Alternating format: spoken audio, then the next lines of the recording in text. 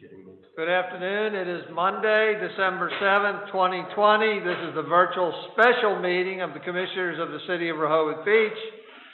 I'd like to call this meeting to order at 1:32 p.m. We'll take roll call. Commissioner Patrick Gossett, you're muted. There you go.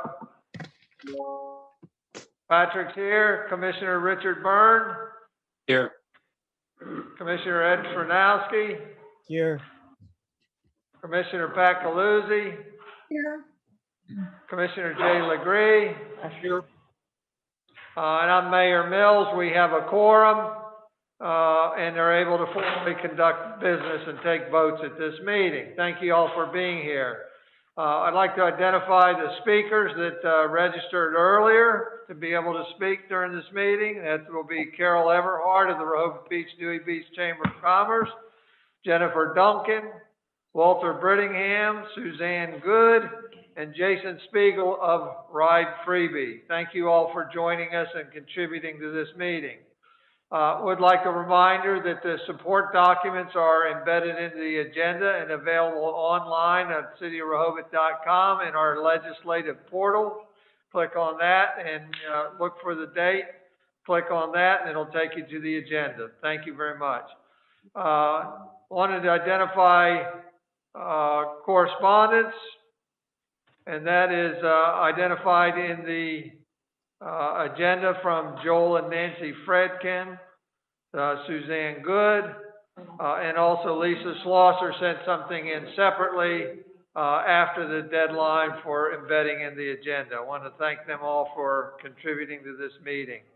The purpose of this special meeting is for consideration of litigation captained Knights of Columbus, Star of the City Council, 7297 versus the City of Rehoboth Beach, civil case number 120-CV-00841-LPS, and to conduct a strategy session to include receiving legal advice and opinion from the city solicitor and the city's outside legal counsel regarding the pending litigation. This item of business may include an executive session because it involves the commissioners receiving legal advice and opinion from an attorney regarding pending and potential litigation as permitted by Delaware Freedom of Information Act, 29 Del C, Section 10,004B4. With that, we have the opportunity, because of the litigation, to go into executive session. Does anybody want to do that? Mayor, I move we move into executive session. Second. We have a motion. Do we have a second to go into executive session? Second. We've got a motion and a No, I'm good. Commissioner, we have a motion and a second to go into executive session. All those in favor signify by saying aye. Aye. Aye. Aye. All those opposed signify by saying no. And the motion's carried. We will go into executive session. Give us a few minutes.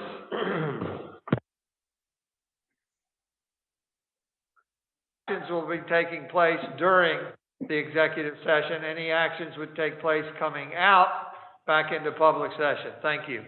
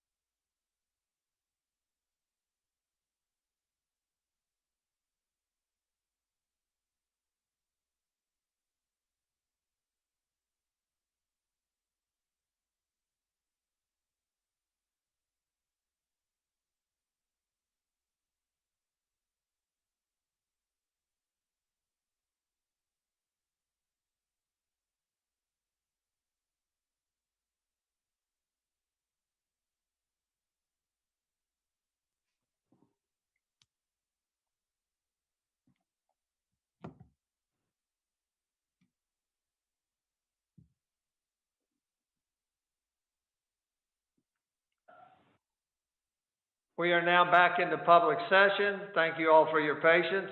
And I would like to entertain a motion from the commissioners to go back into executive session from, go back into public session from executive session. I so move that Board of Commissioners goes back into public session from executive session. Second. We have a motion and a second to go from executive session back into public session. All those in favor signify by saying aye. Aye. Aye. Those opposed, and we are now formally back in public session. Thank you. Next item of business is item 4B, consider any appropriate action concerning the pending litigation identified in subsection A above. There were no actions proposed during the executive session, so we'll go to item C, which is consideration and potential vote on amendments to the city's display policy adopted on November 5th, 2020. I'd like to give some background information before we entertain the amendments to the display policy. You'll recall that on November 5th of this year, the mayor and commissioners adopted a holiday season display policy. Subsequent to adoption, the city was approached about clarification on some points in the adopted policy. After conferring with city staff and council, we decided to bring forth some clarifications in the form of the following amendments to the originally adopted policy. The following amendments are: the policy name has been changed from City of Rehoboth Beach Holiday Display Policy to City of Rehoboth Beach Unattended Display Policy. Also, the purpose has been changed from defining when holiday displays are permitted on public property to defining when unattended displays are permitted on public property. Also, under the definition section, the terms holiday display and holiday season have been deleted and the term unattended display has been added. Also, all references to holiday displays have been replaced with the term unattended displays. And lastly, there is no longer a time period limitation to the ban on unattended displays. The new policy bans unattended displays on public property at all times. I want you to note that the displays on private property, which are erected in compliance with applicable local, state, and federal laws, remain acceptable. This is unchanged from the originally adopted policy. The resolution and the revised policy attached to the resolution as Exhibit A is embedded in today's agenda. And Glenn, would you please read the resolution and the revised policy into the record? Thank you, Mayor. Whichever order you want. I will make note that for the policy that's embedded into the agenda, we want to label that as Exhibit A because it's referenced in the resolution as Exhibit A. One last note before Glenn reads the resolution and then the policy. Whatever sequence you want, Glenn, is fine. But Glenn will be reading the policy. I'm calling it version 2. The difference between that and version 1 that you have embedded in the agenda and that you've looked at is merely grammatical. There are 2 references to council in the version 1, and we've changed them to commissioners in version 2. That's the only change made. So if we entertain a vote today, it would be for the version as presented today. Glenn? Thank you, Mr. Mayor. So first I will read the resolution. This is a resolution of the Board of Commissioners of the City of Rehoboth Beach, Delaware, to amend the city's November 5th, 2020 policy and to prohibit private unattended displays on city property. Whereas the Charter of the City of Rehoboth Beach, Delaware, provides that the Commissioners shall adopt and from time to time may modify resolutions to govern the administration of the city and its property. Whereas the city has recently undertaken a large-scale update and reconstruction of its public spaces, including boardwalk and bandstand. Whereas the city wishes to maintain the aesthetics of its limited public spaces, including avoidance of the visual and physical clutter of multiple privately erected unattended displays. Whereas the city has limited resources for addressing the logistical and administrative burdens of maintaining an authorized use/permit program for private unattended displays on city-owned property. Whereas, due to the limited available space to accommodate private unattended displays and to ensure that any unattended displays on city property are in accordance with the Establishment Clause of the United States Constitution, the city wishes to ban unattended displays on city property. Whereas, due to the COVID-19 pandemic, the city also wishes to avoid the crowding of parks and public places with unattended displays, which may unnecessarily draw people to the displays. Whereas the commissioners desire to amend its current policy to clarify that no unattended displays are permitted on city property. Now therefore be it resolved that the Board of Commissioners of the City of Rehoboth Beach hereby adopts the revised City of Rehoboth Beach's unattended display policy, formerly the holiday display policy, attached hereto as Exhibit A. So I'll now read Exhibit A, which is the revised policy. So this is Exhibit A, titled City of Rehoboth Beach Unattended Display Policy. Article 1, Purpose. The purpose of this unattended display policy is to define the location, time, and period, and terms under which unattended displays are permitted on city property, as defined herein. Article 2, Definitions. 1, unattended display. Any display, symbol, structure, or exhibit which the owner or sponsor seeks to leave either overnight or unattended for any period of time. 2, city property. Any parcel of land owned by, leased by, and or deeded to the City of Rehoboth Beach. City property does not include land owned by the city that is leased to a third party. 3, private property. Any parcel of land owned by, leased by, and or deeded to a private individual, company, or organization. Article 3, Procedures. 1, city displays. The City of Rehoboth Beach may erect unattended displays on city property. Unattended displays on city property must be erected and maintained by city personnel. 2, private displays.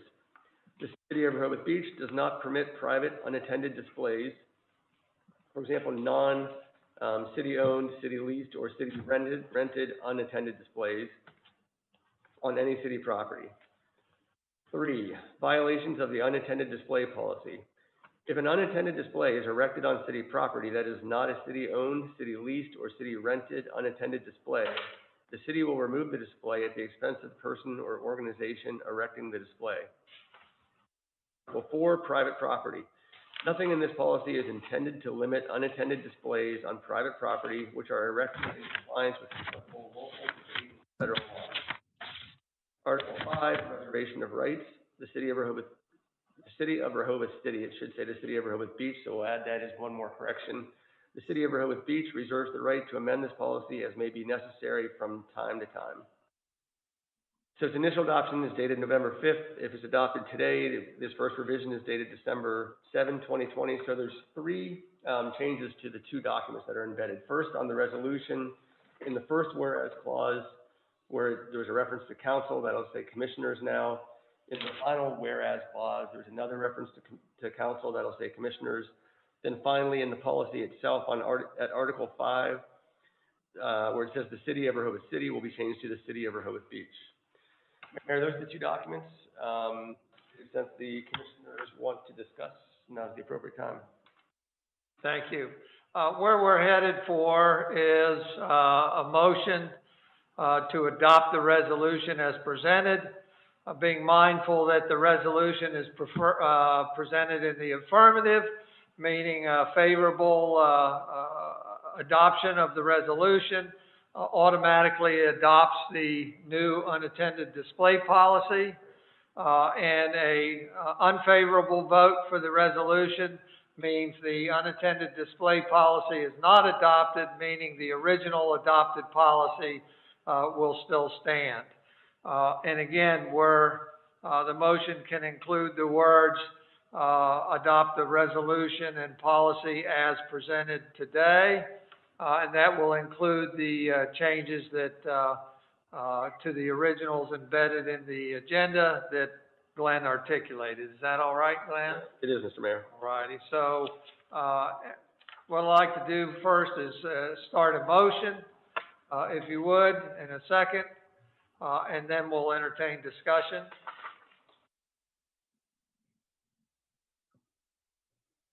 Is there a motion to adopt the resolution as presented today? I'll make a motion to adopt the resolution as presented today with the changes that city solicitor outlined. All right, and we have a Second. second? Second. So we have a motion by Susan Gay and a second by Commissioner Gossett to adopt the resolution in front of us, which automatically adopts the proposed unattended display policy. Want to go to discussion? When do I do public comment? You can take public comment now, if, Let me go to public comment before we go to commissioner comments, if that's all right. We've got on the chart Carol Everhart. Are you there? She on? She is, but I can't. Carol, you have to unmute yourself. There we go. Sorry about There that. you go, thank you. No objection to the resolution and amendments. Thank you very much, Carol. Jennifer Duncan? Oh, I'm sorry, I'm only calling in concerning 84 Kent. Okay, we'll call you on you for that one. Thank you, Jennifer. Walter Brittingham? Comment. Thank you, Walter. Suzanne Good?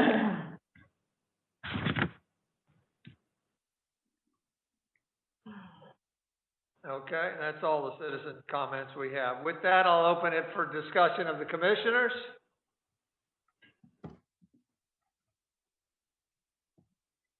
If there's no discussion, they'll call the question. Again, the motion was to adopt the resolution before us today, which automatically adopts the unattended display policy presented today also. I'd like to do a roll call vote.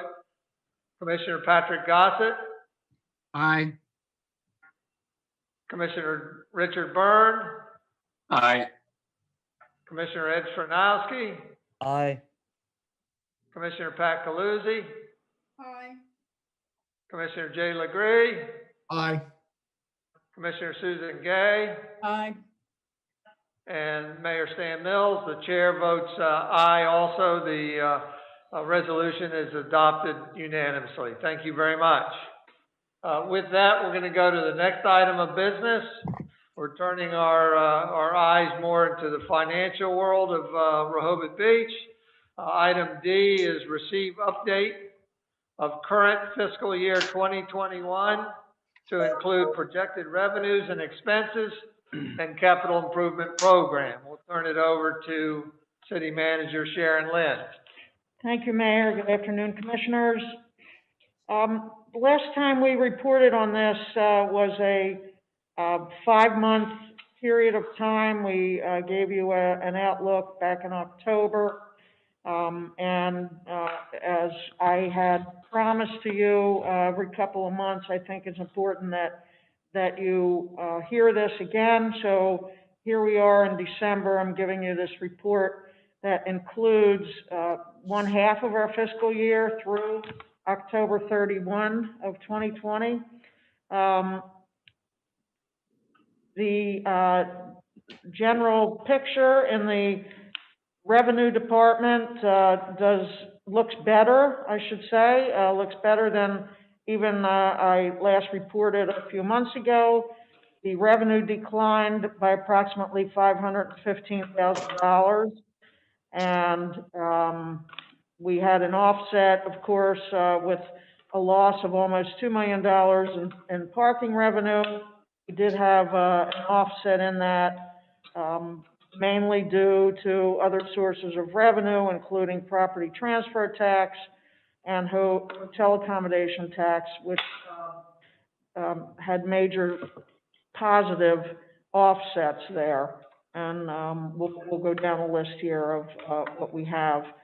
The hotel accommodations tax, we had budgeted in the amount of $800,000. You may recall that in order to take a closer look at the CIP last year and the unprecedented over $5 million CIP that we brought to you, we budgeted this amount of 800,000 in a hotel accommodations tax, very conservatively. We still thought 800,000 was conservative, but since it was our first year, it was a push to even get there for Mr. Dukes and approximating that.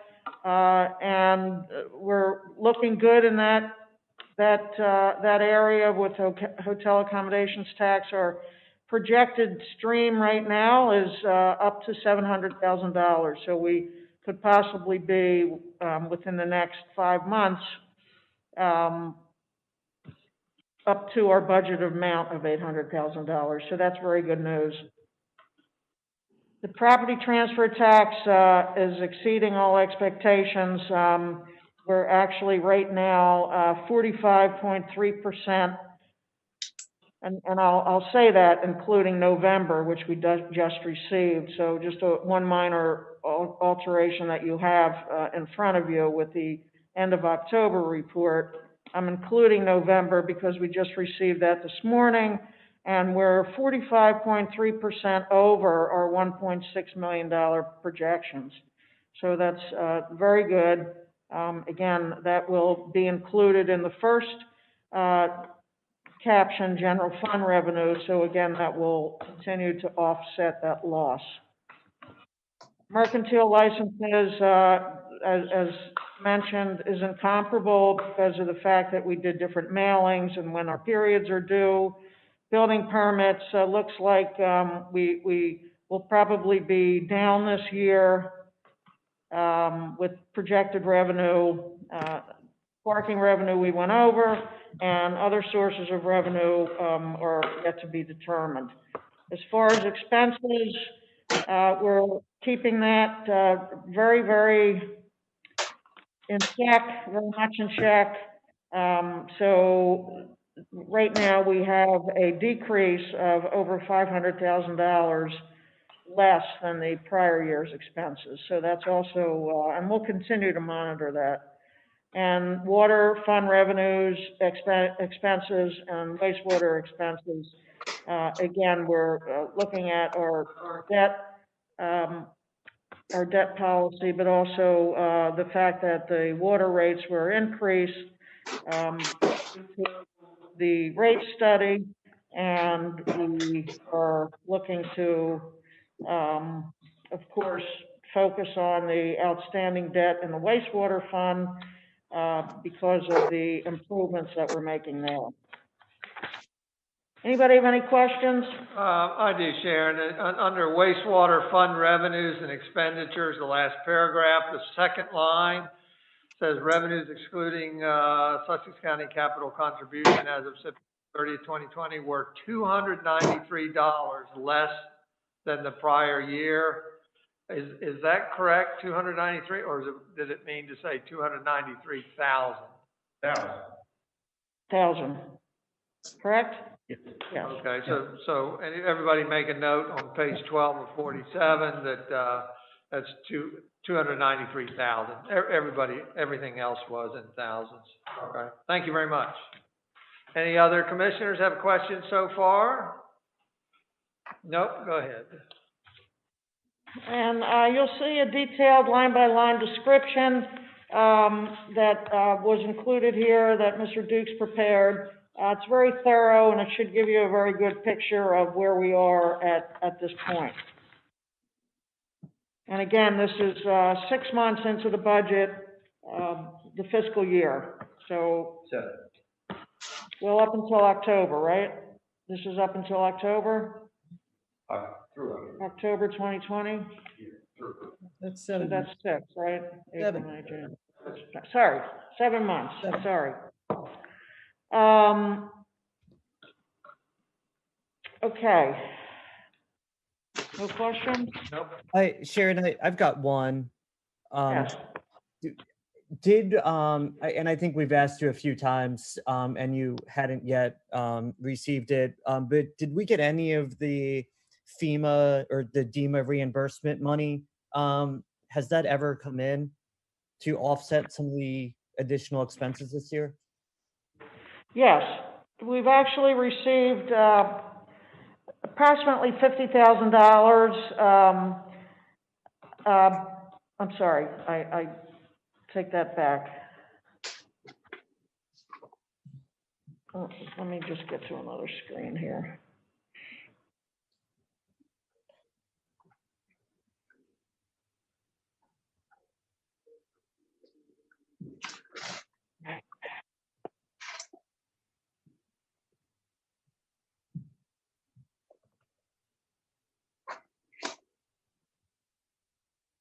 Okay, we have actually received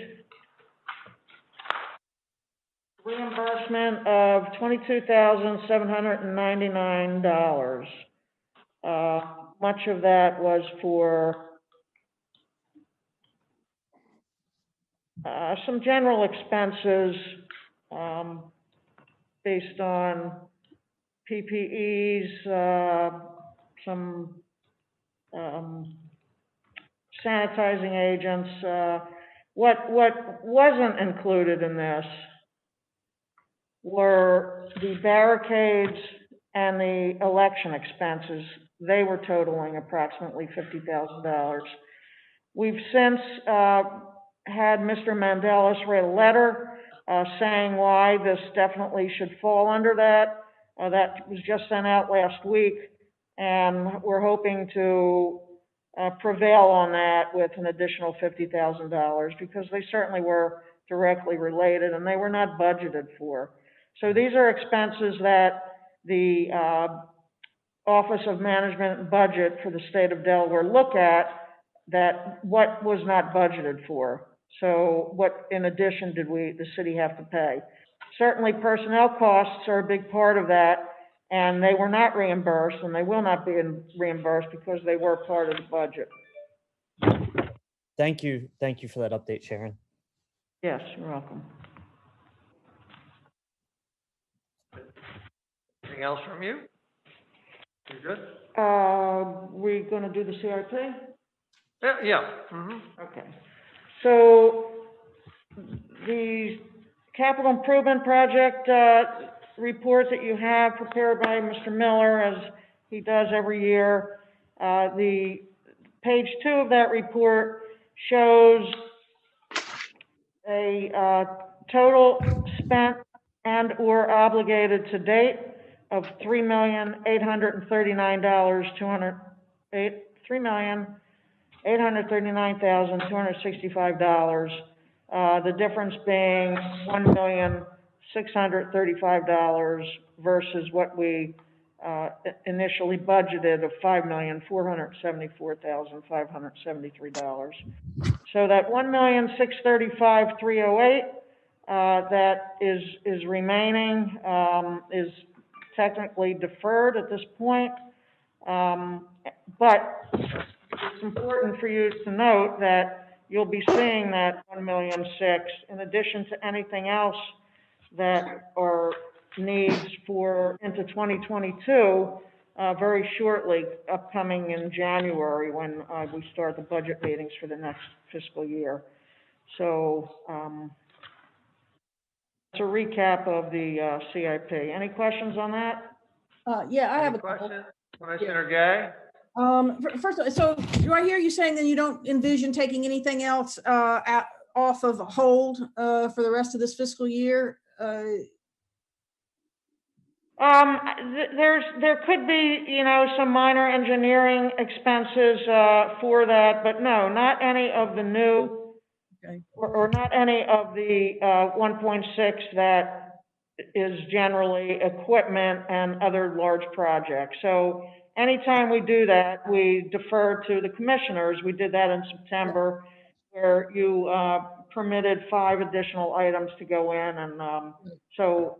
Yeah, and one thing I thought there is that since we didn't put off the Delaware Avenue restrooms, and we were prepared to spend $210 or $250 or something on them, I didn't know if then something else could come off the list, done instead. And I guess I can't figure out.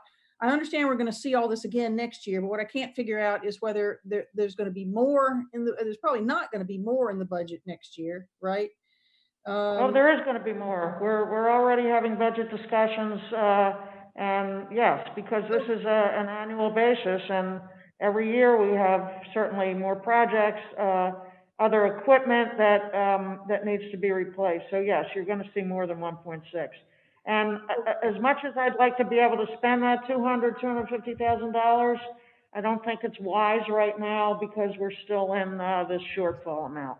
Okay, yeah, that's, okay, I saw that ask. The other thing, and I think I know the answer to this, but I'll just ask about it anyway. The things that are highlighted in color on the front page, starting at line 33, were those additions to the year or what? It's the finding and the merge and the COVID signs and the trash cans? Yeah, so they were additions, but, I know that we weren't billed yet for any of the merge projects, so that's why, that total amount isn't in there. But yes, these were the trash can lids, the COVID signs for the boardwalk, they were all, in addition. Because I thought the wayfinding was, when we voted on it last fall, we voted on it as an amendment to last year's budget. Correct. And so, But falling into this year's budget. well, we put it in the total spent and obligated because it's coming. We just haven't been billed for it yet. Okay. Evan's still working on some minor details with merge. Okay. Okay, that's all I have.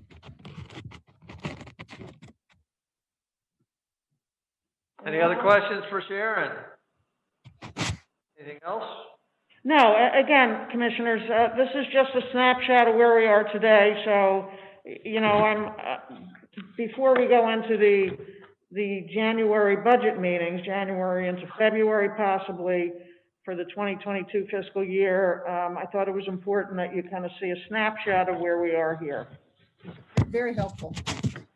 Thank you very much. Thank you, Sharon, and thank you, Bert, for your contributions to this. One of the reasons I wanted to put this on the agenda today was exactly what Sharon said, to start off with a snapshot of where we are today. Obviously, we'll see there's a lot of deferred capital improvement projects that need to be funded in the future.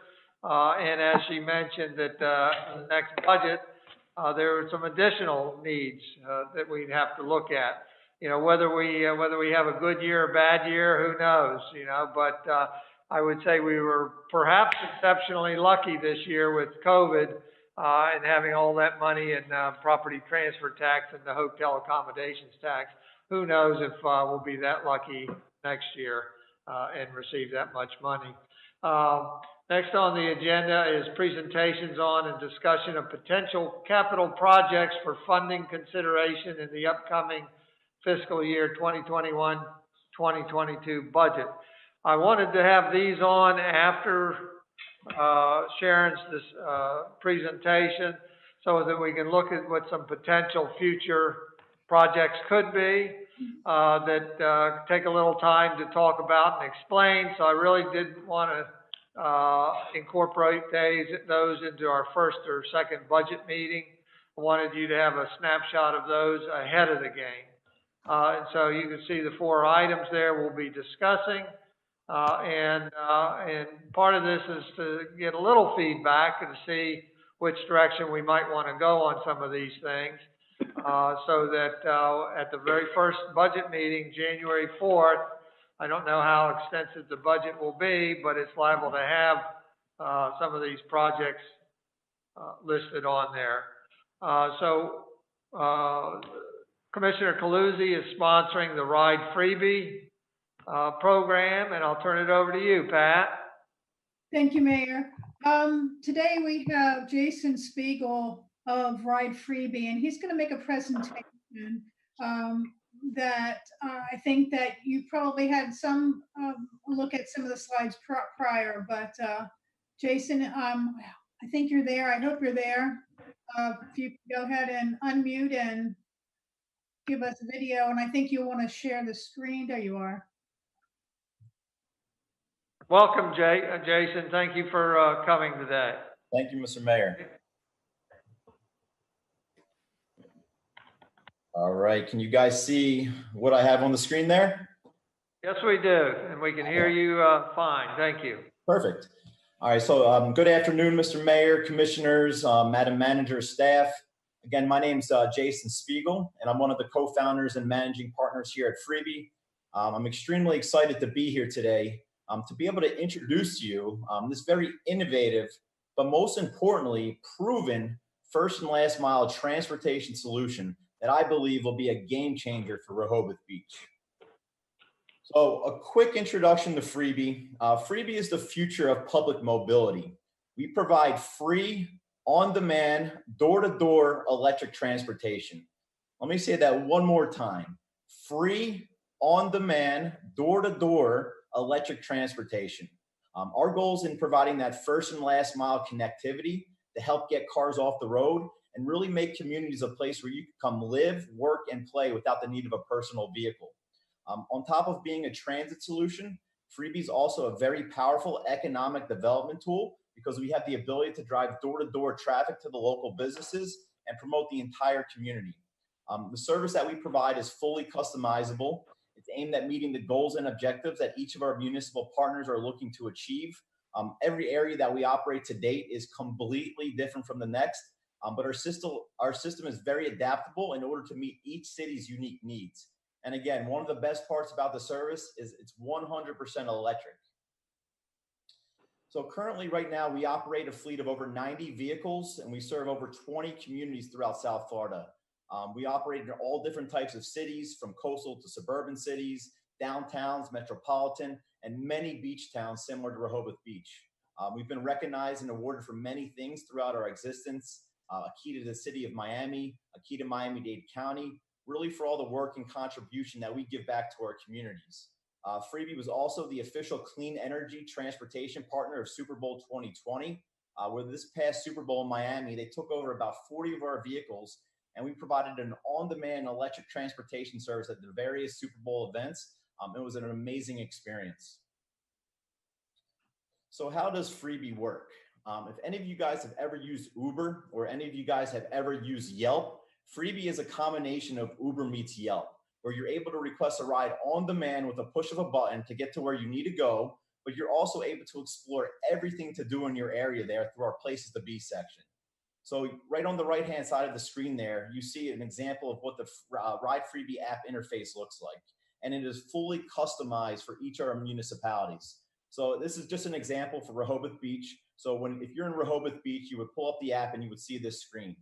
In the middle of the screen, right on there, you'd be able to request a pickup, but you'd also be able to explore everything to do in the area through our Places to Be section. This is shopping, dining, parks, points of interest, anything and everything local is in that section.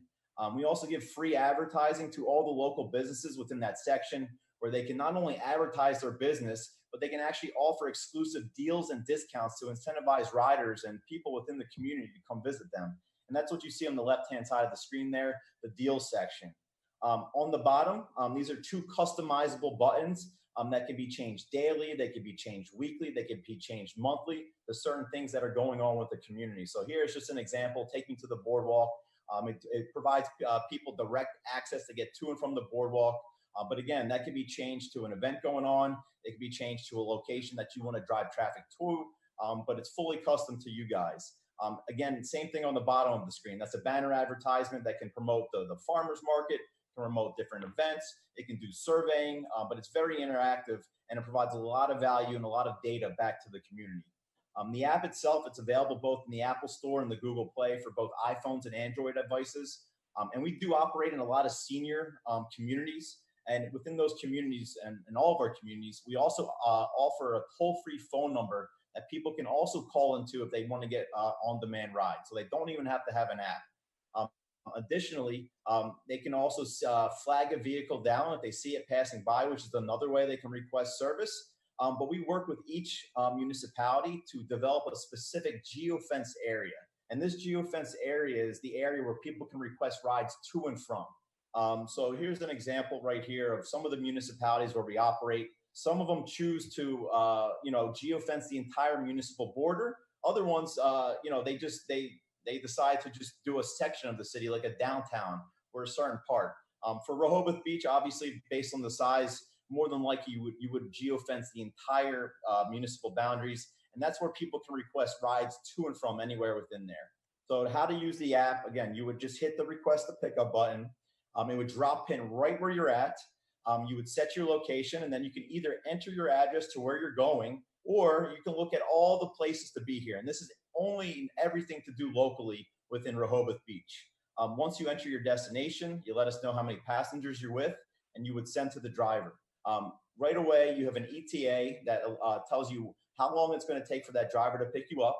You see that driver on a map coming to, actually pick you up, so you can track it and you can actually communicate with that driver. So it's a very reliable, convenient service. You can stay inside your home if it's raining. You can stay inside the restaurant and not have to wait outside in the heat or the sun or the rain. But some of the high-level benefits of a program like Freebie, number one, like I mentioned, this really helps transform communities into a place where you don't need to own a personal vehicle. You can come live there, work there, hang out there, and be able to have easy connectivity and easy maneuverability to wherever you need to go.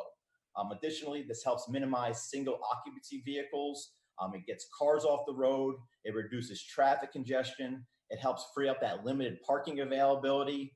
And additionally, it acts as a feeder system to and from mass transit. So I know you guys right now are building kind of that water taxi station with the neighboring communities. This will be perfect for when people need to get to and from that station. They can request on-demand rides.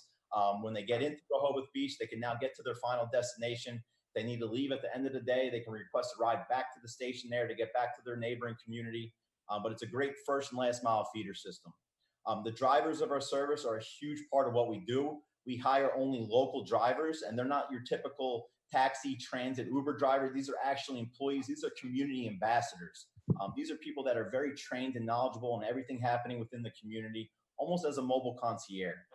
Economic development is really big in what we do. Because we have the ability to drive door-to-door traffic, economic development is a big, big part about our program, as well as sustainability. All the vehicles we operate are 100% electric, and we're all about reducing our carbon footprint within each community where we operate. So real quickly, just to touch on the drivers, again, these are not your typical transit, trolley, Uber type driver. These are actually community ambassadors that are hired from the local community, and they become the face of Rehoboth Beach, almost like a mobile concierge, a rolling information desk on wheels. People can ask them about local dining, local events, shopping, and anything and everything to do within Rehoboth Beach, and they'll be very trained and knowledgeable in everything. They also double over as neighborhood watch. They're a second set of eyes and ears on the street. If anything weird is happening, they have a direct line right into the police station. And our ambassadors are held to very, very high standards and really do help strengthen the bond between the city and its community.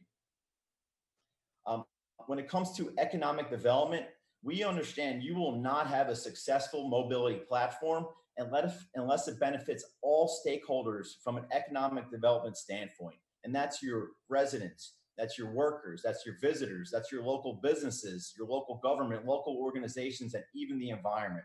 For residents, workers, and visitors, again, they have easy maneuverability, easy connectivity at no cost.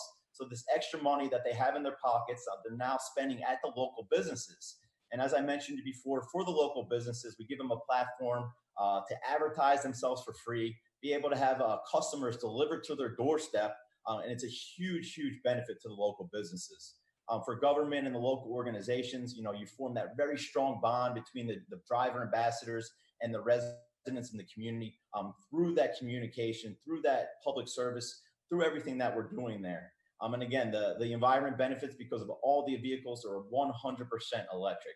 But what we understand is that by providing safe, convenient, and cost-effective mobility, not only does it improve the quality of life within all of our communities, it actually helps increase property value and makes Freebie an important tool to attract new businesses, residents, and visitors to the city of Rehoboth Beach.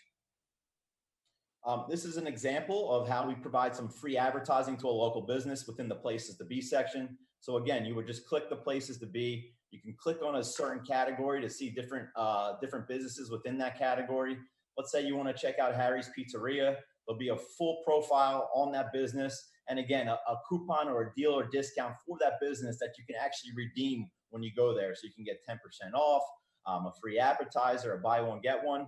But if you look at the Ride Freebie app, you'll see hundreds and hundreds of deals throughout all the best businesses in all of our communities there. So how would it work in Rehoboth Beach? What we like to tell our municipalities is you always need to start with a pilot program. And the reason being is because you collect so much data within that pilot program that you're able to take that data to really use it to make long-term decision making. So we always look at either a 6-month pilot program, a 1-year pilot program, or in the case of Rehoboth Beach, maybe a seasonal pilot program. And how it would work, again, we would geofence the boundaries of Rehoboth Beach there, where people would be able to request on-demand, door-to-door service anywhere within those boundaries. And in terms of the amount of vehicles that we would recommend, again, that's going to be dependent on some of our conversations moving forward. But the vehicle style is a Polaris Gem, again, which is a 100% electric vehicle. It holds 5 passengers. We have wheelchair accessible vehicles, but the entire program is designed around your goals and your objectives, and that's including the operating times. So when it comes to funding, freebie is funded just like any other form of public transit is funded. But we've been very creative on how we've helped our communities really subsidize the cost of these programs. 2 of the main ways we've been able to do it are through grants and through advertising subsidies. The first one is a DOT grant that we've helped about 8 of our communities get, and it's actually funding about 50% of the program for the first 3 years as the program gets off the ground. The other form of subsidy that we provide is in the form of advertising. And about 90% of our communities, they allow us to sell advertising on the outside of the vehicles to local businesses. And from there, we actually do a rev share where we give every dollar we generate, we give 50 cents back to the municipality. So those costs go in to help really subsidize some parts of the service. Some of our communities, the Chamber of Commerce participates, the business improvement districts, a lot of the local businesses, a lot of the community organizations. But it's a service that really benefits every stakeholder in the community. So everybody always participates. Everybody loves participating in a program like this. Lastly, I just want to touch on, how freebie has handled obviously the COVID pandemic. And I would say, back in March, April, when we were at the peak of the pandemic, essentially where there was really no ridership going on within the communities, we actually transformed the service from moving people into actually moving localized business restaurant deliveries. So for the local businesses, instead of having to pay the Uber Eats and all the apps out there, the 30-40% in commissions to be able to take their food to the local residents, we provided that service for free as courtesy of the municipality. So we were doing local restaurant delivery, we were doing grocery delivery for the seniors, and still continuing right now on Miami Beach in the South Beach area. We haven't provided passenger transportation since about February. The program there is exclusively designed for the 16 low-income senior homes on Miami Beach. And we take the seniors to and from the Publixes 7 days a week for these seniors that don't have transportation and really need to still get their nourishments to where they need to go. But that's essentially freebie in a nutshell and how it can work in Rehoboth Beach. And really, in my conversations, not only with the commissioners, with some of the staff, we do believe it will be a great fit for the community there. And I look forward to any and all of your questions.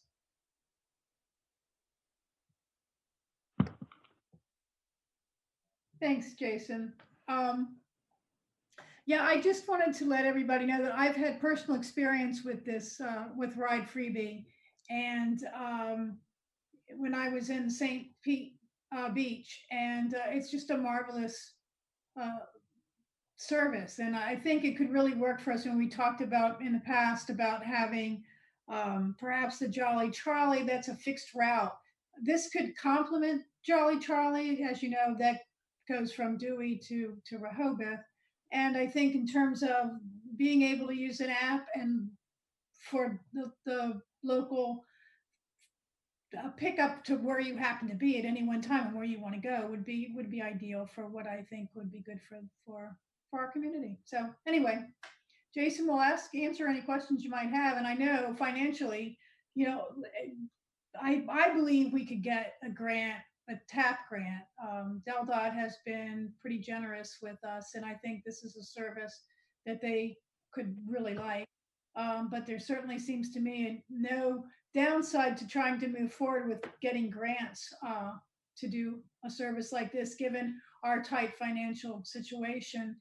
If we can get the grants, I think it would be something that would be worth doing. Let me open it up to the commissioners in a minute, but Sharon, do you have any comments you'd like to make? Thank you, Mayor. This is the third time I've heard Jason's presentation. Thank you, Jason. And Ride Freebie compared to the Jolly Trolley certainly makes a lot of sense. If the commissioners are going to go this way, I think first of all, it's a smaller vehicle. There would be more of them on a rotating basis. They would certainly infringe on the neighborhood, but in a less drastic way.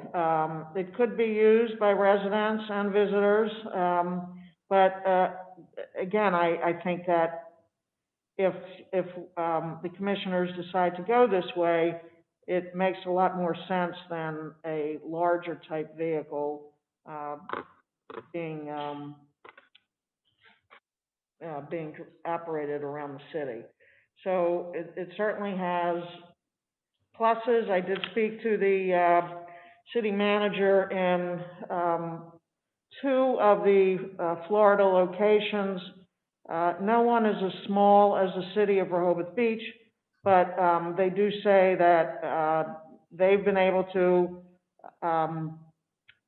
obtain some grant funding from the state and even one from the federal government for this, and it worked in those cities. So I think that something that we could look at favorably if everything aligns properly.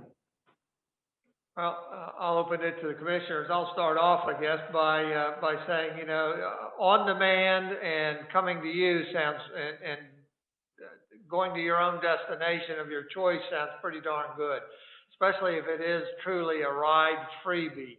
That sounds like a good deal. I made some notes. I did see this presentation earlier, by the way, but I made some notes then and now.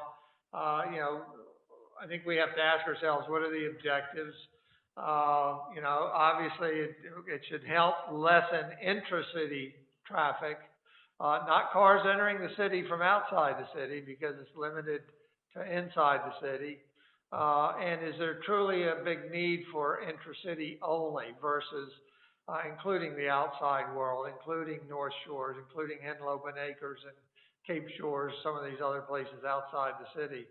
I do believe there's a cost benefit. It is of course titled Ride Freebie, but I know that doesn't mean it's implementation freebie. There is a cost to do it, and when I finish, I'll ask to review what the costs are. There are pros and cons. It's on demand, it takes you wherever you want. I do think also it could result in more freebie traffic on your street. That was avoided by a fixed route. A fixed route, it's not coming on your street.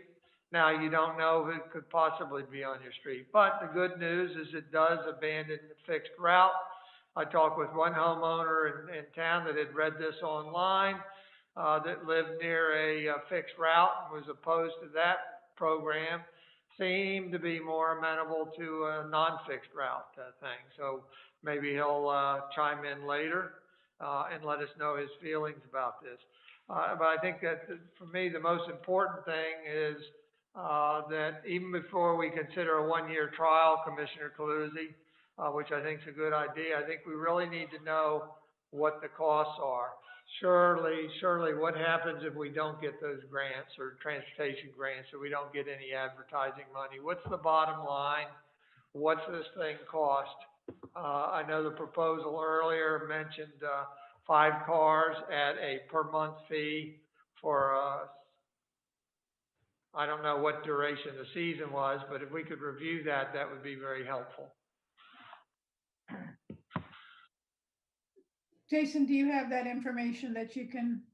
Yeah, so again, the program is going to be designed around, your hours of the day that makes sense, days of the week, but, some estimation, and this is based on 7 days a week service, operating 10 hours a day. And, so that's per vehicle. So it's about, about 300 to 310 hours per month per vehicle. And it's about $35 and change per hour per vehicle, which comes out to, I think, about 10,800-ish per month per vehicle, somewhere around there as a cost estimate. Now, and that would be the highest cost if there was no grants, no advertising subsidies, and if you ran 7 days a week, 10 hours per day per vehicle. Is anybody doing the math? I think my math earlier when I saw the presentation, it was, I think I came up with $210,000. Is anybody doing the math? For 5 I vehicles. think it's important that we know what the bottom line is in case the grants don't come through. We need to know those things. And another important grant that we could get, and we have been very successful in the past, is our community transportation funds from our local representatives. Representative Schwarzkopf and Senator Lopez have been very generous, certainly to the dock project. Just between those, we've gotten $150,000, and of course, we got $300,000 for the TAP fund for the dock. So I would think that this is something that could be looked on very favorably by DelDOT as well as our local representatives. So. Yeah, Mayor, you mentioned the math. If it's 5 vehicles, does that mean so it'd be 50,000 a month, right, Jason? Correct. Okay. Correct. So then that's at 5 vehicles. 5 vehicles, 50,000 a month. Okay. So, and were we looking at what, 3 months, more than 3 months? 4 months, I guess. May, June, July, August, maybe September. So 4 to 5 months. So I think your 210 is pretty accurate. Yeah. Ed, you're muted. Are you trying to talk? I was, yeah. I did a 5-month estimate comes to 270. That's May through September.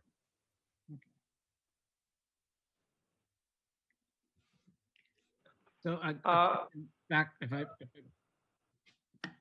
Patrick, Commissioner Gossett, go ahead. just with regards to the financial there, if it's $250,000, we're talking for a test program. One of the things, Jason, that you mentioned on this is that it gets vehicles off the road. Could you help me understand better how that would apply here within Rehoboth? Yeah, no, absolutely. And, I'll kind of relay it similar to a community down here in Florida, which is Key Biscayne, which is a barrier island, right off Miami. And they had a big issue where they had major parking, major traffic, major congestion with tons of visitors that come in there on the weekends. And what they wanted was their residents really not to have to drive their personal vehicles to congest and clog the roads. So what they did is they brought in Freebee to be that door-to-door service.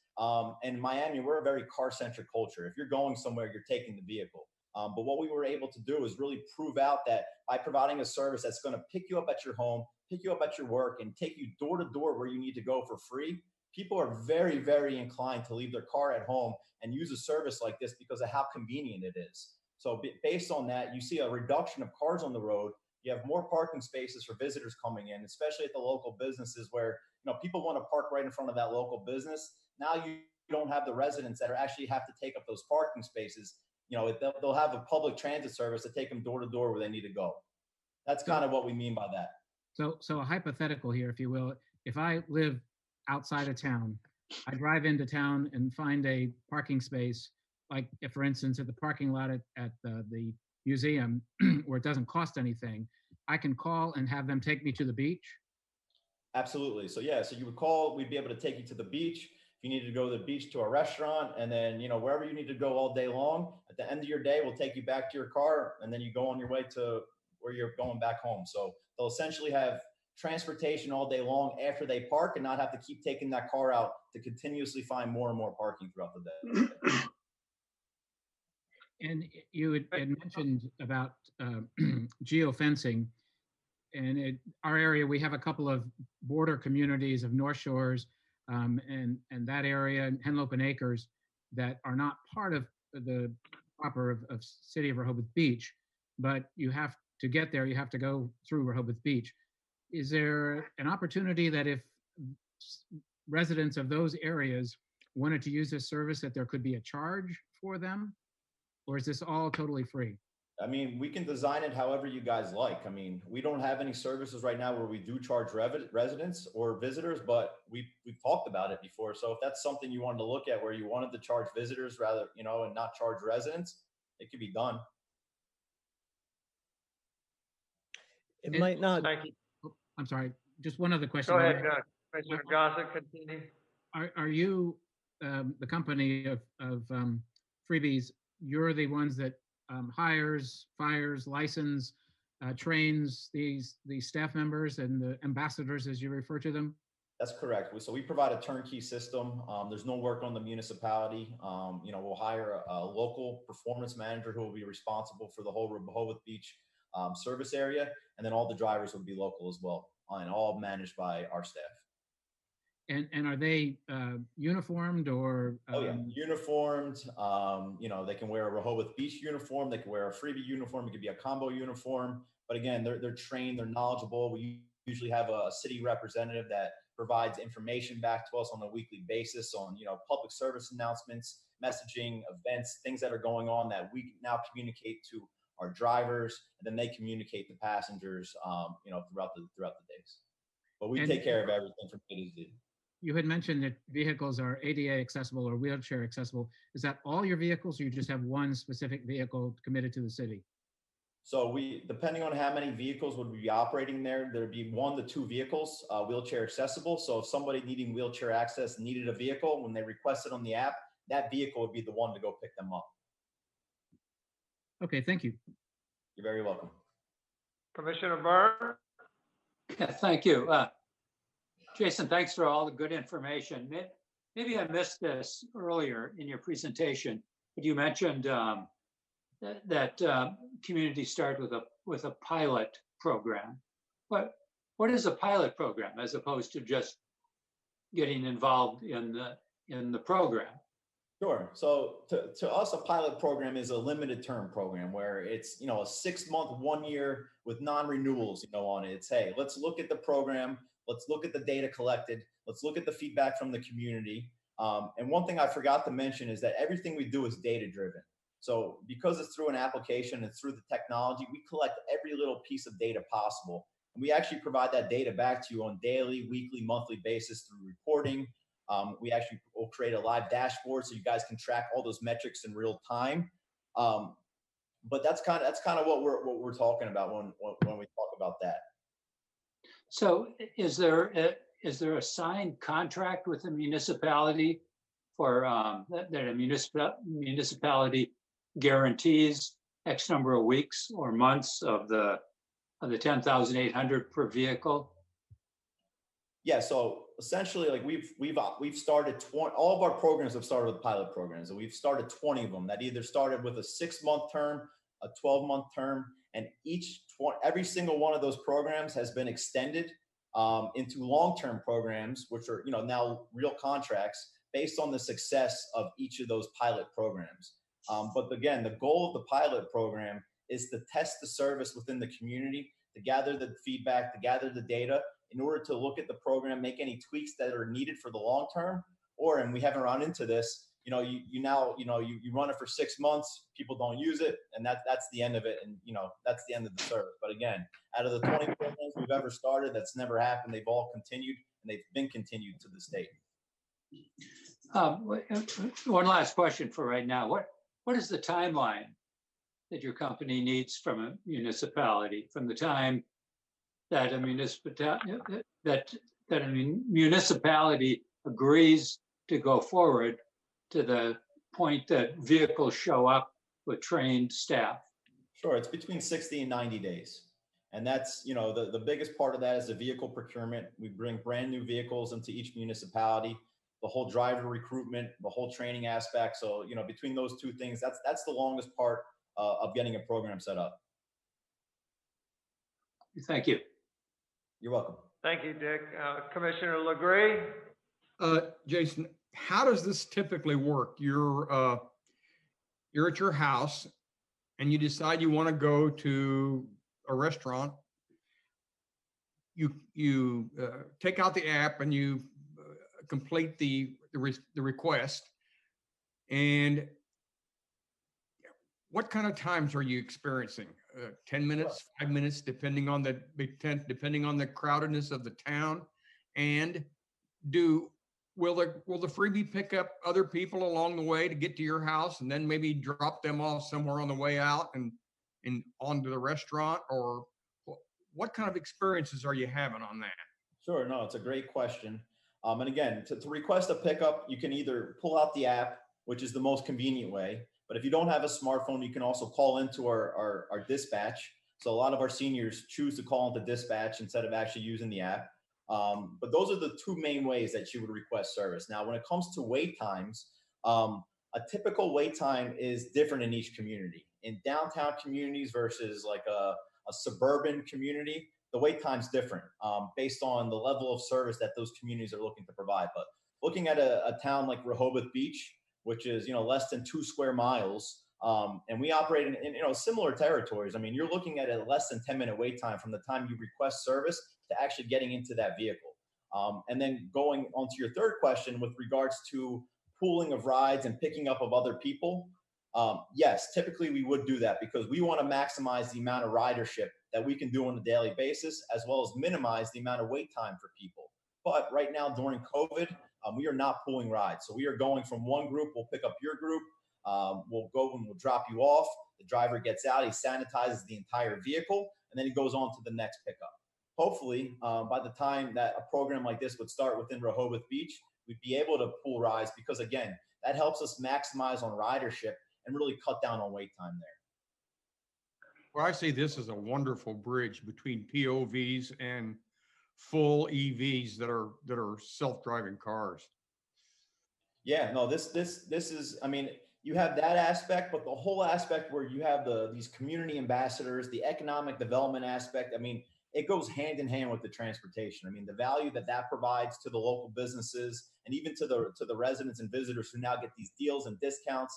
I mean, the platform itself goes way beyond just transportation and the value that it brings back to the community. Thank you. Thank you. Thank you, Commissioner Lagree. Commissioner Gay? I have a couple of questions. Jason, first of all, are there any programs outside Florida right now, or any pilot programs that you're going to be doing coming up outside Florida? We're just like Rehoboth Beach. There's a few of them right in the end of kind of the final stages of being put together. One of them in Ithaca, New York. The other one's in Greenwich, Connecticut. So I'm from Philadelphia, so I'm right in the area there. I'm very familiar with, obviously Delaware and the whole Northeast itself. But yes, those will be probably the first 3 outside of South Florida coming up this year. That's interesting. Okay, because one of the things, and I heard the city manager say that none of the communities in Florida, and I thought I had seen this too in looking at your site a few months ago, that none of the communities are as small as we are. And we also don't have the services that some of the communities in Florida have. For instance, you mentioned for the seniors. We don't have grocery stores in the city. So if somebody wants a grocery delivery, you'd have to go outside the city. And my understanding is that the way it's configured right now, it's just intra-city. So, we wouldn't have that benefit of there are some small grocery stores, but not your typical grocery delivery. And so I have kind of wondered, what the overall goal was, because hearing, it transforms community into walkable, but so many of our people already walk, and very few of the cars coming in, maybe people that work in the stores, yes, but otherwise, very few of the cars coming in are single occupancy. Mostly they're families coming in, and it's hard to see where the 5 vehicles, if they're going to be actually displacing any cars that aren't already here, or they're just going to add more cars to the road. It's very hard for me to figure that out without knowing how people will really use it in a community as small as ours. That's just a question, and I think we need to do some outreach to our community to try to get some answers about that. But the other thing was, in looking at your site and in looking at the case studies and your client lists, they're all big advertisers. So I had the sense that advertising on the vehicles themselves was a big part of your model, but you didn't really mention that. Would that happen here?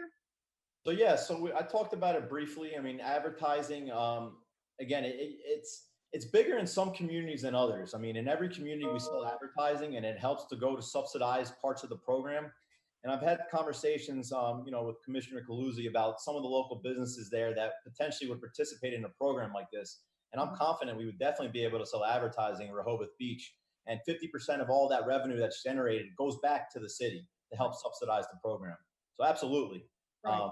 But you're not envisioning, because of what I saw on the site were a lot of national brands, but you're not really, for a program that would only be part year, you're not seeing that as a potential for us? It's definitely potential, but we like to get involved the local community first. The local businesses, because they really benefit from a platform like this, not only on the advertising side, but just the benefit of being able to have door-to-door traffic delivered to them. We always look to the local businesses first. Here in Miami Beach, I mean, you have a lot of national advertising because there's national brands down here. There's big events that come down here. And it's not to say that there wouldn't be national advertising in Rehoboth, but I think the preference would be to go after the local businesses to provide them the value first. Okay, that's all. Thank you. Commissioner Gossett? Yeah, Jason, you talk about point-to-point transfers and dining and retail and what have you. Obviously, beach is a very big thing here in Rehoboth, especially obviously during the daytime. So how do your vehicles accommodate, beach chairs and coolers and umbrellas and kids and all that kind of stuff? Are there from the slideshow that you showed, it showed just passenger traffic, and the vehicles all have doors, and I didn't really see any ability to accommodate all that stuff that you have to take to the beach with you. Can you address that? Yeah, no, it's a great question. I mean, again, we operate in tons of beach towns, and that's what they're bringing to the beach. So on the back of the vehicles, we have this big trunk that holds a lot of that, coolers, chairs, and all that kind of good stuff. You can bring stuff within the vehicles. There's a lot of room in there. But we've never had issues helping people get to and from the beach with their beach chairs, coolers, kids, everything. We do it on a daily basis in multiple communities. And are your ambassadors assist people with loading and unloading that stuff? Oh yeah. It's a very personable service. Again, the drivers, it's the same driver over and over. So the people, they get to know the residents. They're there to help them in any way possible. So we're there to let them in and out of the vehicles, help them in and out, help them carry their luggage or their chairs or whatever it may be. But that's part of our service that we provide. And do the drivers accept tips? Again, it's municipality dependent. There's some municipalities that allow them to accept tips, and there's others that say, "Hey, listen, we don't want them to accept tips at all," and that's okay as well. So it's up to you guys. Thank you, Commissioner. Commissioner Coluzzi? Yes, just one of the things I think to consider with this too is if we look at some of our bedroom communities like Henlopen Acres, North Shores, and even Canal Corcoran, that we're going to, especially with the idea of North Shores and Henlopen Acres, their vehicles have to come through town to get out of town.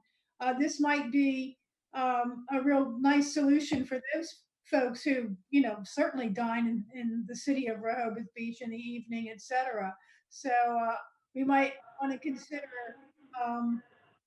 extending that geofence area to perhaps some of these communities that may in fact be really end up being very helpful to us. And whether or not how we charge them or not, or the community themselves would be, certainly something to talk about. Thank you. Commissioner Chrzanowski? Thank you. And Jason, thank you for the presentation. I think it's great. I love the hospitality, economic development focus that you guys have. I think this is great. I think you'd be surprised some of the families that live on the or rent on the south end of town that will attempt to drive to Rehoboth Avenue to get food, or folks in Country Club that will drive to the beach. I think there is a lot more inner city traffic than we probably realize is there. And I think this is a great solution for that. I think a good step would be to connect the company with people you know, the Main Street, the Chamber, the Homeowners Association to start getting some feedback from the community before we start moving forward in any substantial way. But I think that's a great next step, is to connect Jason with those organizations. Thank you. Thank you, Ed. Commissioner Byrne? Yeah, Jason, I really like this concept and the way that you describe it. And, you know, I think what Commissioner Chrzanowski just suggested is probably a very good next step. But obviously, you're with us today because you're looking to expand your business to new communities. So do you provide a financial incentive for a community to be willing to get into a pilot program? I mean, in terms of a financial incentive, I'm not sure what exactly, you would be referring to with that. I mean, I think the advertising and what we do on that end, and we do bring subsidy back to the community. In every city that we operate to date, we have not provided the subsidy back to them. So that $200-some thousand that we were talking about, what the program will cost, that's the highest that it will cost, and it will not cost that. Now we're also a small local business. We're not a Silicon Valley, funded business with millions and millions of dollars. We're a small business as well, and we take pride in that. And you guys being a small community, I just think it's the perfect fit. And again, I mean, the reason that I'm actually here today is because Commissioner Coluzzi was out in St. Pete Beach and tried the service, and she reached out to us because she thought this would be amazing for your community. And although we would love to expand there and expand everywhere, I just don't know if we're in the position to give any financial assistance beyond what we do within all of our programs. And I promise you, we give a lot of financial assistance when it comes to providing subsidy back. We'll do our best. I promise you that. Thanks, Jason. Fair enough. And very good response to my question. Appreciate it. Very well. Thank you. Commissioner Gay? Yeah. First of all, Pat, I was very glad to hear you talk about possibly expanding it to Henlopen Acres or North Shores. And because when I first heard about it, I actually thought that some of the communities that could make the most use out of it are actually those outside the city. So they're just far enough outside the city that they're not walking in, they're probably driving in, and there are a ton of people there. And it's really sort of more than those two. It's even like Canal Point and Canal Cork and all that. And what I don't know is how far we can, because when we expand, we're also expanding the cost, unless each community were to pick up a piece of it, which would be great. So, I mean, to me, that's the real value is keeping those cars out of the city rather than I think it would help a lot more people that way, but also realizing that I guess in a way the clock is ticking, because if you need 90 days notice, then we would have to give you the go ahead by the end of February in order to have cars for Memorial Day.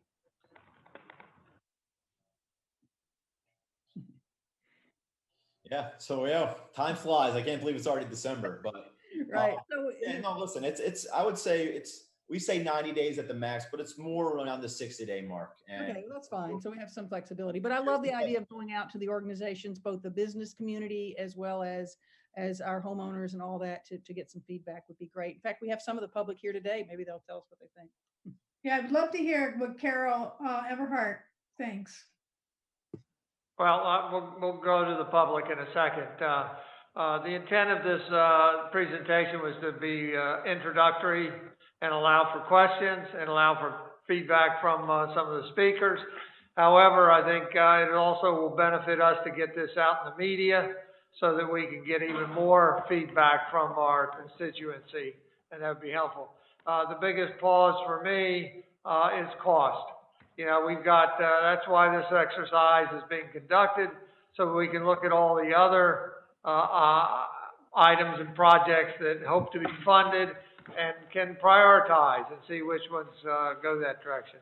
So with that, I'd like to go to the members of the public for their comment. We have Carol Everhart of the Chamber of Commerce. Thank you, Mayor. I am, Mayor and Commissioners. Thank you.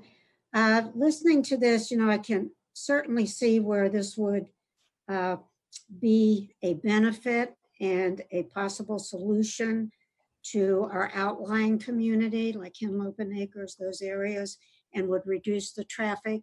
You know, I would, that's a negative column. In the negative, it would not do a lot with regard to visitor traffic, but I can certainly see how for residents and the outlying areas that it would reduce traffic.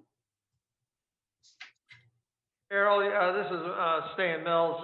You did some research on satellite parking for employees. I don't know where that is yet. I think you had to defer some of the conversation, but I could see perhaps this being used by employees parking in the outskirts, possibly.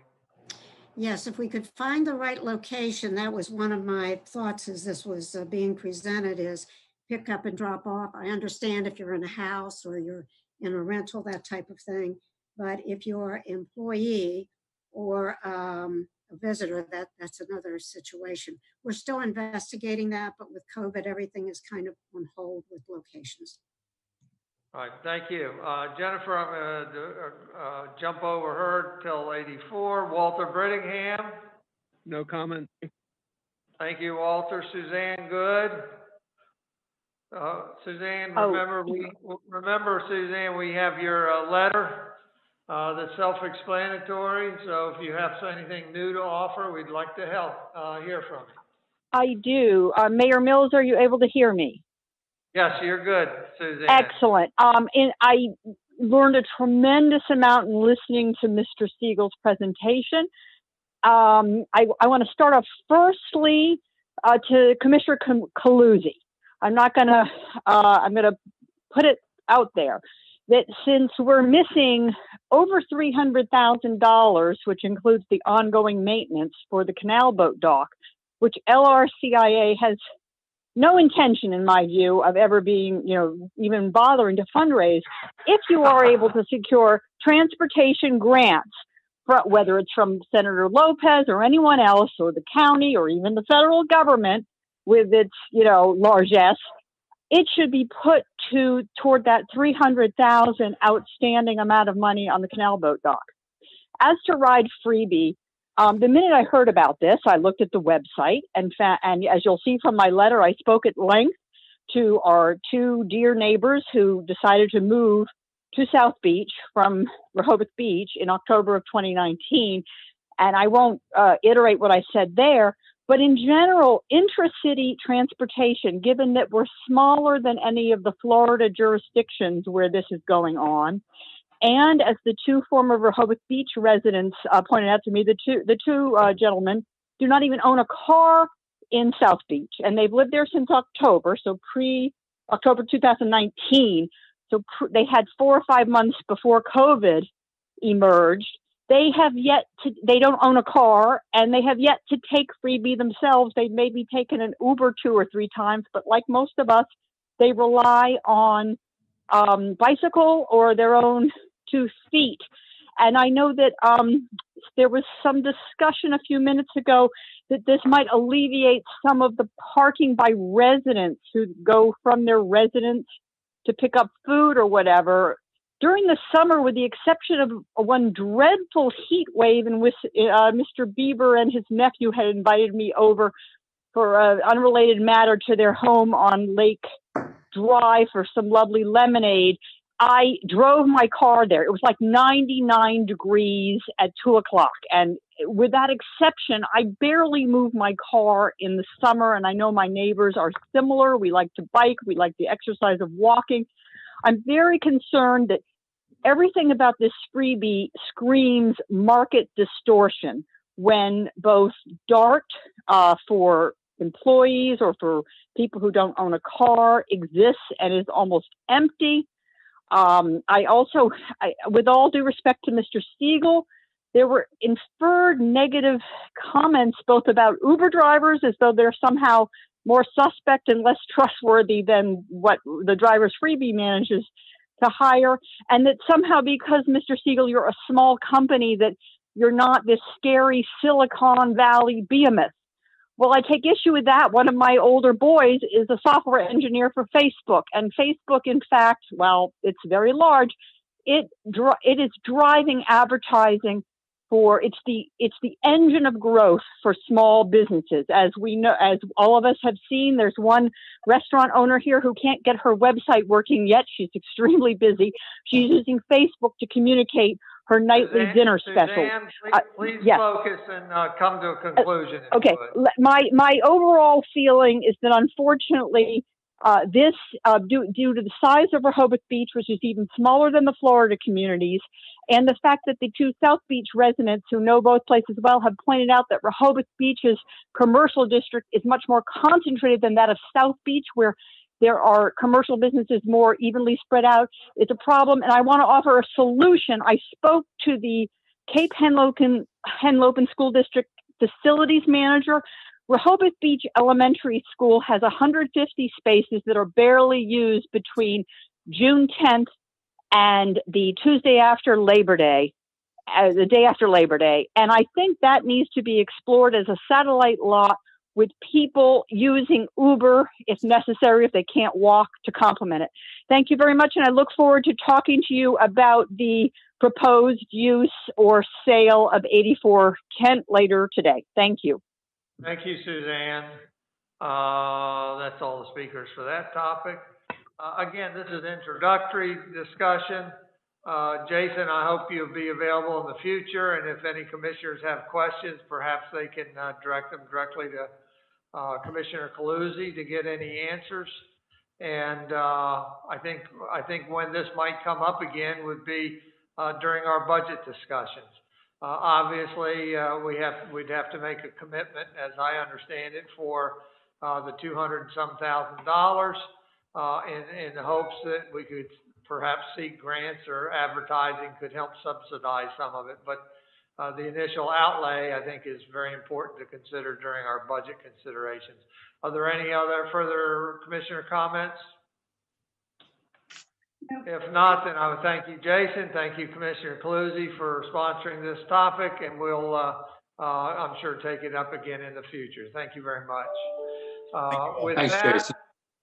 Yeah, thank you. With that, we're going to go to the second item of 4, and that's talking about city-owned property at 84 Kent. To sell or convert to workforce housing. I think Sharon can give you a summary, because I think the decision to sell was at a time when I was no longer a commissioner, standing down for a year, and I think that was put in the budget. Could you give us a little background and then how we got to this point, please? Yes, Mayor, thank you. So the 84 Kent Street property has not been used very much, if at all, during the last 5 years. In January, I was able to locate a contact from the Kiwanis Club and actually speak to her. She had been the person responsible for paying the $1 a year annual fee in an agreement the Kiwanis Club has had with the city for many years. She advised me that the Kiwanis Club has not been holding regular meetings, as the membership has been waning over the years. She did indicate that the Boy Scouts were using the property for meetings, but she did not know how often that was. By the looks of the property inside, it doesn't look like there's been many meetings, if again at all. So this fiscal year's budget includes a one-time revenue source of approximately $800,000 for the sale of 84 Kent Street. Commissioners did vote in favor of that this past spring, or this past March for the current fiscal year budget. And as in years past, this past spring, while interviewing seasonal cadets to supplement the full-time staff of the police department, Chief Banks informed me that at least 6 potential cadets were offered positions, but had declined due to their inability to find adequate housing, in most cases because the rentals were too high here. So the chief can explain more if you'd like him to do that, but in just about every year, the chief has advised me that we continue to lose very productive young people who are seasonal cadets, and they frequently turn down their job offers Thus, this is a loss for the city police department.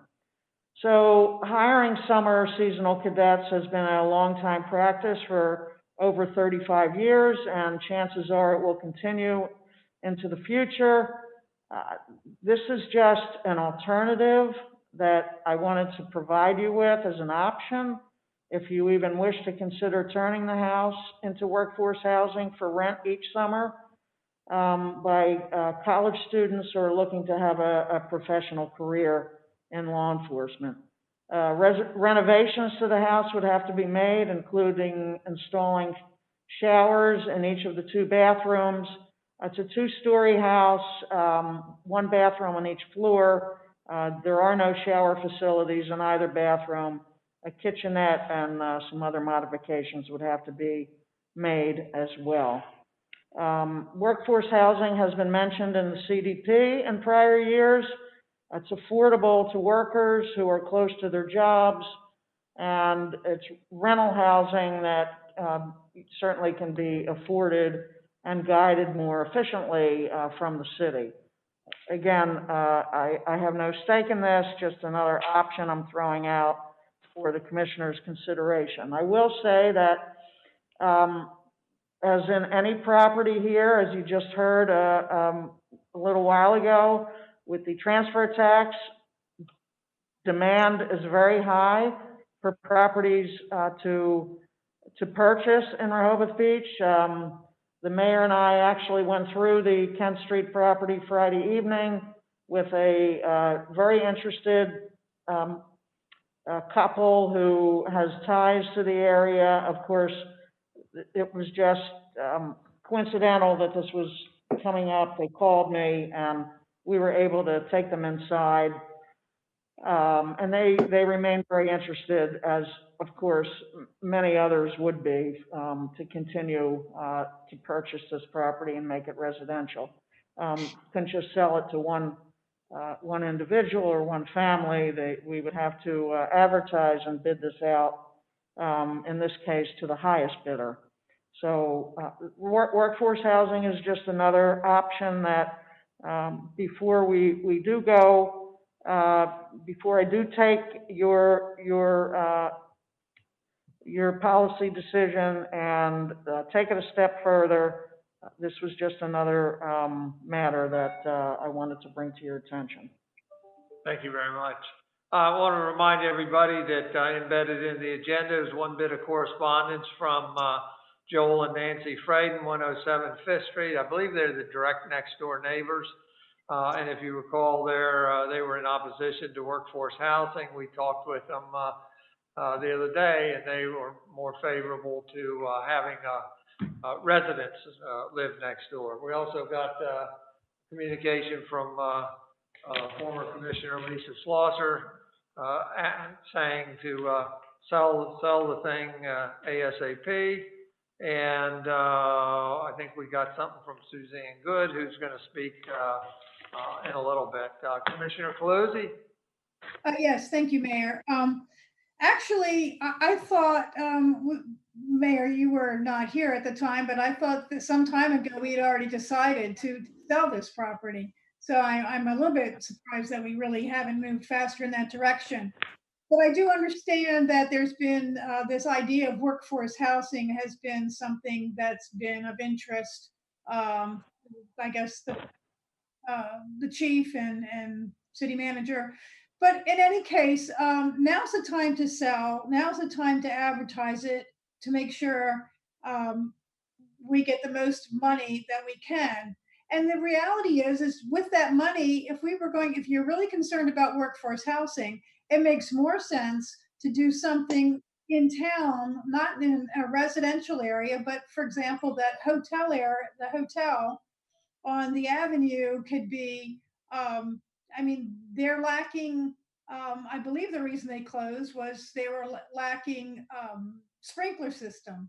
And if that's what we needed to do, it's all set up with individual rooms and that could be used for workforce housing, not only for police, but potentially for others. So I, again, support the sale of this property, and I have brought it up many times since I've been a commissioner. So I hope we move forward with this at this point. We need to put a timeline together. If everyone wants to do this, then let's make sure we have a timeline. So we're going to actually sell. Thank you, Commissioner. Any other comments? If not, I'm going to go to public comment. Carol Everhart, any comments, please? No comment. Thank you, Carol. Jennifer Duncan, are you there? Yes, I'm here. We can hear Yes, you. I'm Go here. ahead. Go ahead. Okay, I live 6 houses down from 84 Kent at 68 Kent, and I fully support the idea of a workforce living quarters for the cadets. The cadets cannot obviously afford to rent in our town. Route 1 traffic is gridlocked, during the extended season, and that must make their commutes horrible. With the expansion of residential building outside of our city, it's only going to get worse. The cadets being close by would be a real asset for the city and residents alike. It would also promote camaraderie among cadets, serve as a teaching and communications exchange among them and the career police force, and attract more applicants. I see absolutely no negative, only positive. Now, I will also say, I talked to a neighbor, Steve Latsios, who's 2 houses down, and he was fearful of the fact that back in the 60s, the city tried to take Kent, what is now our park here on Kent Street and Deer Park, and build a lifeguard dormitory. So the concern on Kent among some is that, oh, well, this will set a precedent, and then they'll 10 years down the road, the cadets will go out and lifeguards will come in, and it'll be a raucous, whatever you call it, neighborhood. So this is what I'm recommending that you all consider. Sell it and put the proceeds in an account earmarked for housing and maintenance for workforce only, and don't touch it. It's that money so that the city can perhaps buy and build in the mixed use area of West Rehoboth. Build the bunkhouse that you need. And as Sharon said, yes, I know of a family who is interested in lining up to go ahead and purchase it.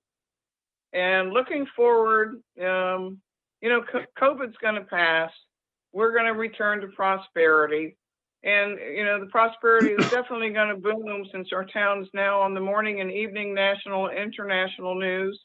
And thankfully, reporters pronounce Rehoboth correctly. So I'm encouraging you to sell it. Take that money. Don't let anybody else touch it. Put it in an account for a workforce and find a place for these cadets to live. We're only going to be more populated, especially when clear space is built, and that will come in the next couple of years. And if you want the cadets, and you're going to need more in the future, and you want the better applicants, they need to be able to live in a place that I would say should be rent-free. You should be able to buy and build in West Rehoboth and then have money for maintenance down the road. Thank you. Thank you, Jennifer. Walter Brittingham.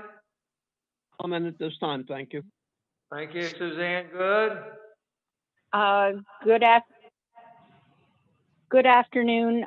Again, I agree with much of what Jennifer Duncan is saying in terms of sentiments. My issue is, rather than Rehoboth Beach run and manage some sort of cadet housing, workforce housing, instead we do what the Foreign Service does all the time, subsidize, like in a country like Switzerland, you subsidize their housing costs. So you allow them to rent things on the free market, and then they are responsible for the security deposit. I have 3 boys ages 27, 31, and 33, and they weren't angels at age 20. So you need, the main reason I think, well, there are several reasons why I think we should sell immediately. The market is on fire. The renovation expenses propose to convert this into a suitable housing for that many people between the need for showers, maybe even partitioning of the common spaces into bedrooms would be massive. We are losing the transfer tax. We're losing ongoing property taxes in the future. So it's like losing $1 million when we could, for maybe $20,000 a summer, subsidize 8 or 10 of these cadets who are trying to compete in an expensive high season market to pay their rent. So I actually think a subsidy of housing subsidy is a worthy and noble goal. It's definitely, to me, worth $20,000, $50,000 per summer. I think we get a lot more value out of that than the over $250,000 in wayfinding signs or some other pet projects which have been pushed through. So in light of our fiscal shortfalls, this is not the time for the city not to bring in almost $1 million once the sales price and the transfer tax and property taxes are taken into account. Thank you very much. Thank you, Suzanne. Mr. Joel Fraden, are you on the line? I am. Can you hear me? Yes, sir. Go ahead. Hi. As was mentioned, my wife and I, Nancy, live at 107 Fifth with the direct next door neighbors. The neighbors on the other side are Rick's and Brenda Gary. They gave me permission to speak for them. We are all strongly opposed to having workforce housing, which could also be called a group home or a dormitory. I'm sure that it would lead to congestion and noise. And I would just like to reiterate what Suzanne Good said, that in the current context, when the city has a tremendous debt burden and a large budget shortfall, it's the time to be frugal, not the time to expand. So I think it should be an easy choice to go ahead and sell the property now. Thank you, Mr. Fraden. So the decision needs to be made on whether to sell and obtain funds from that versus spending more money. When I toured it, I thought the design of the house was interesting. It's only got 3 rooms in it, basically. One big room in the front, the wooden dance floor. The wooden floor, perfect for country western dancing. It's about 30 feet by 30 feet. Behind that is another 30 foot by 30 foot floor. And upstairs is about a 30 foot by 30 foot second story. It has no kitchen, and it does have 3 half baths in there. So again, the decision could lay on whether we want funding, monies from it, or do we want to spend a little money for it and to achieve, solicit more seasonal officers. Commissioner Byrne? Yeah, thanks, Mayor. I just wanted to add that I'm fully supportive of many of the comments the last couple of speakers made, and I certainly support the comments that Commissioner Coluzzi made. That it's my memory that we made an agreement to sell this last winter. The small blessing may be that the market is very hot right now, and I'm all for marketing and selling this property. Thank you. Any other opinions? We can try to resolve this, or we can take it to a well, we shouldn't have to take it to a formal vote. If there's no interest in workforce housing, then how I would interpret that is the decision to sell from the previous administration stands. Yeah. Any further comment, Commissioner Lagree? Commissioner Lagree, unmute yourself. I agree with everyone that we should sell the property. We shouldn't be in competition with local businesses who rent, who offer quarters or rentals. I spent 30 years in the military, and you got a housing allowance depending upon where you were stationed, and it worked really well. So I'm agreeing with Commissioner Coluzzi and Dick and others who have who are in favor of selling. Thank you. Thank you, Commissioner. Commissioner Chrzanowski? I just want to concur. I voted to sell this property last winter. I agree, it's still the right move. There could have been, it may be a better market now than it was then, which is a blessing, and that's great. That doesn't dilute the fact that we do need more workforce housing in the area, so we've got to do a better job at providing incentives for the business folks to do that in town. But that's just another challenge for us to move ahead with. Thank you, Commissioner. Commissioner Gossett? Yes, I agree. I think that, pardon me, that we should move forward with the sale of Kent Street in a unique position that typically I would not say is to sell real estate. It's something that, they're not making any more of. But we have a unique situation of COVID-19 has drastically affected our budget. So if we have a unique opportunity to gain revenue, to solve another issue of our deficit, I think it is a wise decision to make that sort of one-for-one match. And also, I have reached out to Dr. Drejos, who is the owner, part owner of the old Hotel Carlton, to discuss with him exactly that, workforce housing. So I've not heard back from him yet. I know he's got a lot on his plate currently going on with a few things on the boardwalk there, but hopefully we will have a conversation with him just to see if there's any interest of moving forward with that. Thank you. Thank you, Commissioner. Commissioner Gay? Yes, I also completely agree that at the time, that if anything, that it's better timing now to sell than it would have been, 6 months ago. And I think the other advantage to waiting, and when we did the budget, I think we said there were a lot of things that were going to change in the months ahead. So in that sense, I'm not surprised that we didn't move ahead on it right away, because any number of things were put on hold. But the advantage, in addition to probably getting a much higher price now, is that it's led to this dialogue, which is really important. The workforce housing dialogue was not one we were having when we talked about it last year, and it is critically important. And I think I've heard some very creative ideas today. I sort of lean toward right now anyway, and having not had much time to think about it, the subsidized housing angle, rather than keeping all the proceeds in one place for building workforce housing elsewhere, because I think it's a smaller expenditure ultimately, and it also means that those young people have some skin in the game with having to pay some of their expenses.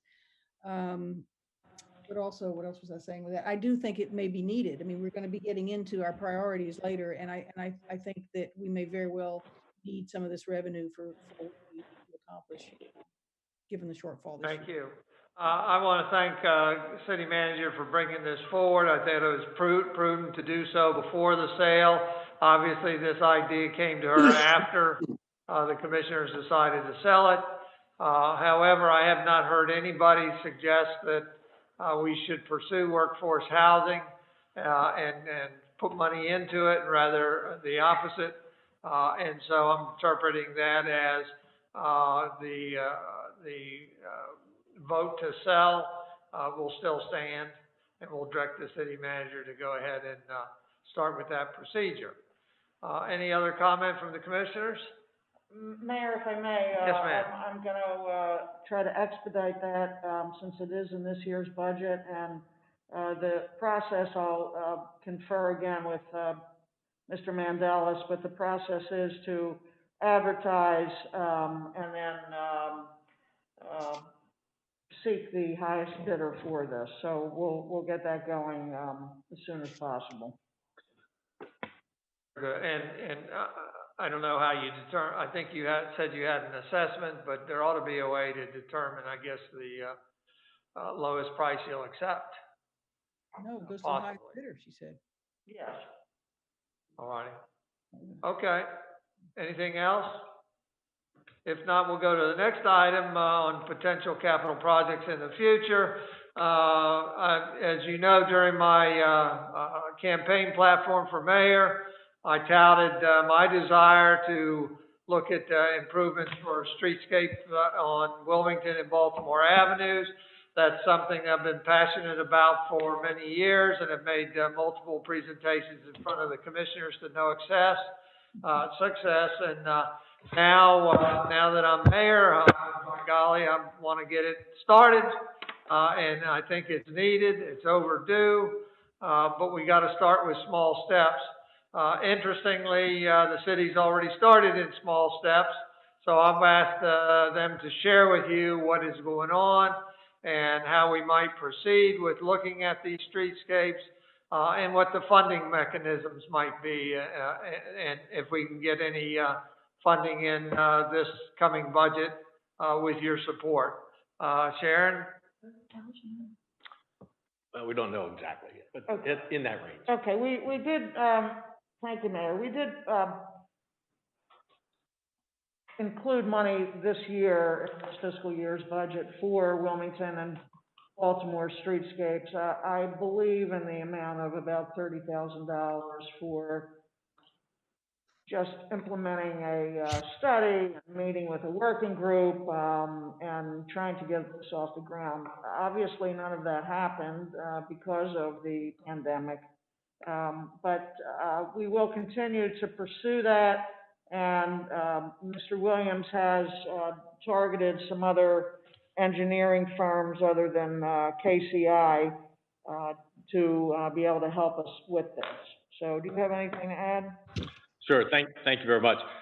What we've done to date so far is just to talk with several of the consultants that we typically deal with that have experience in streetscape planning and design, and just kind of talk with them about getting input into preparing what I call a request for qualifications, an RFQ, which we would then get out to hopefully get out on the street, should we want to do that, after the first of the year, and then get submissions from several architect engineering firms. It would be a quals-based selection, so we could look at how they would submit it, how they would go about, talking with folks, developing the scope of work for the actual projects if they were to come to fruition. And then we would select them and hopefully get them on board at the beginning of sometime early in the next fiscal year.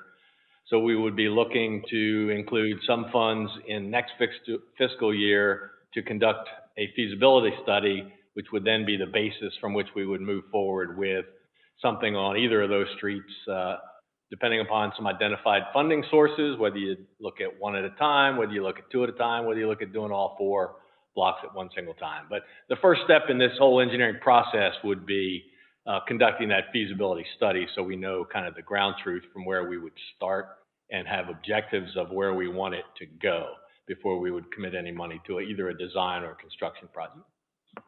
Thank you, Kevin. And I expect to chair or help appoint a task force for this project and work with Kevin and Sharon to advance it. So looking forward to that. Commissioner Coluzzi? Yes, thank you, Mayor. I think that it would make sense for the commissioners to come up with some, what should I call it, but priorities for streetscape, knowing what happened during the pandemic in the past, this past season, that there's a great desire for outdoor dining. With that, that's something I think we need to make sure whoever we work with understands what our priorities, that being just one, there's probably others. But I would also add that we need to also consider Rehoboth Avenue as a part of the plan, because I would think that potentially some parts of the avenue may change if we really decide that we want to make outdoor dining a priority. Thank you, Commissioner. Your first part about outside dining would certainly be an element to put in there, and I think the task force that we eventually create would be able to give us input on all what's desired, the desired elements for Baltimore and Wilmington streetscape. I know every time we mention this, you've been a big fan of mentioning Rehoboth Avenue, and I appreciate that. I have to disagree with you wholeheartedly, however, for several reasons. One is that Rehoboth Avenue is complete. It's been complete for over a decade. It's functional, and if we add that cost to it, it may delay for years and years, realizing the Wilmington and Baltimore streetscapes. Instead, I want to focus on Wilmington and Baltimore because I think they're the forgotten children in Rehoboth Beach, and that they need some of the attention. And don't forget, it's not just the first 2 blocks of Wilmington and Baltimore, it's also the cross streets of North First, South First, and ditto for 2nd Street. So there's a lot of area in there and a lot of cost, and I would not entertain Rehoboth Avenue until we had a full grasp on and perhaps realize the streetscape improvements to Wilmington and Baltimore Avenues, and then seek out further streetscape improvements. Anybody else? Well, We I think have, it's a good area. before we go from this, we got speakers. Carol Everhart, do you have any comments, please? Thank you, Mayor. Only that, you know, the streetscape plan for the site for Wilmington and Baltimore is something that's been talked about for a long time, and there's certainly been support there for that, as well as anything that can be done for the outdoor dining. That's it. Thank you. Jennifer Duncan, or she just wanted 84. Walter Brittingham? No, thank you. All righty, and I think that's all that wanted to speak on this. We'll go to the next item, and that's other capital projects. We'll turn that over to Sharon, being mindful that, again, we've got more capital projects that are likely going to surface for the next budget year.